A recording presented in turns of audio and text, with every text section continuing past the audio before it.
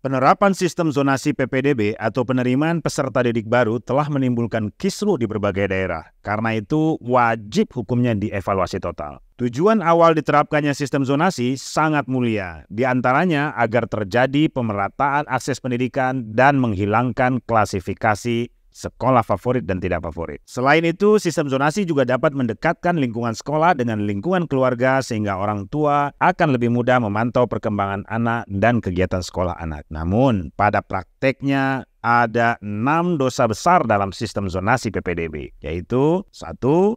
Sistem zonasi PPDB telah mendiskriminasi anak bangsa yang dijamin hak pendidikannya oleh konstitusi hanya karena jarak rumahnya yang berada di luar zonasi. Sementara sebaran sekolah negeri tidak merata di setiap wilayah. Sebagai contoh, di DKI ada 40 SMA negeri di Jakarta Timur, sementara di Jakarta Selatan cuma 29.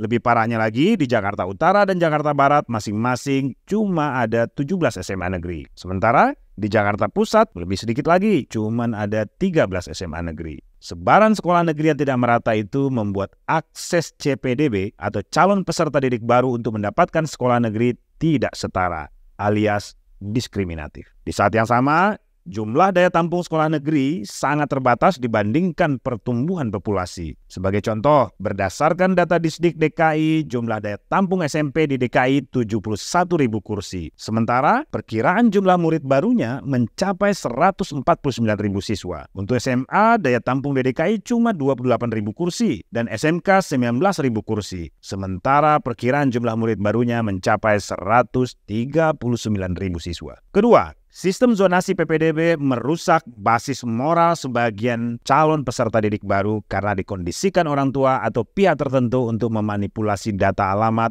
atau kartu keluarga. Di SMA Negeri 8 Pekanbaru Riau terungkap 31 KK palsu dari calon siswa. Sedangkan di Kota Bogor, Jawa Barat, 208 siswa SMP dicoret karena ada masalah kependudukan, tidak sesuai domisilinya yang tercatat di KK. Di Jawa Barat, Gubernur Ridwan Kamil mengumumkan 4.791 siswa baru tingkat SMA sederajat dicoret dari PPDB Jawa Barat. Besar kemungkinannya temuan kasus ini hanyalah fenomena puncak gunung es. Kita patut khawatir praktek manipulasi data terjadi jamak di berbagai kabupaten kota di seluruh Indonesia. 3. Sistem zonasi PPDB mengancam psikologis anak yang dicoret dari PPDB karena ketahuan data alamat maupun kartu keluarganya palsu. Si anak akan menanggung resiko stigma sosial maupun perasaan bersalah. Konsekuensinya bisa mempengaruhi konsep diri anak. 4.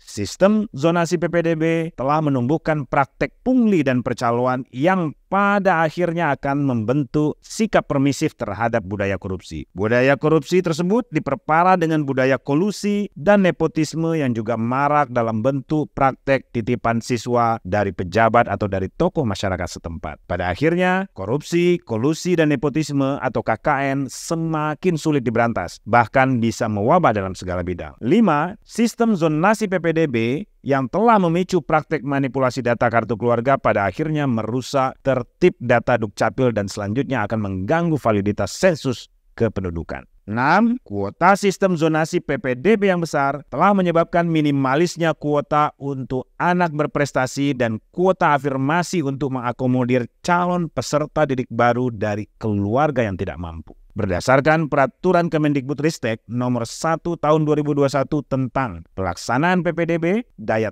tampung jalur zonasi untuk SD minimal 70% dari daya tampung sekolah. Sedangkan untuk SMP dan SMA, masing-masing minimal 50% dari daya tampung sekolah. Untuk afirmasi, paling sedikit kuotanya 15%, sementara untuk perpindahan orang tua atau wali paling banyak 5%. Jika persentase kuota masih tersisa, baru dialokasikan untuk calon peserta didik baru yang berprestasi. Karena itu, sekali lagi saya tekankan, sistem zonasi PPDB harus dievaluasi total. Panjang umur solidaritas. PSI Partaiku.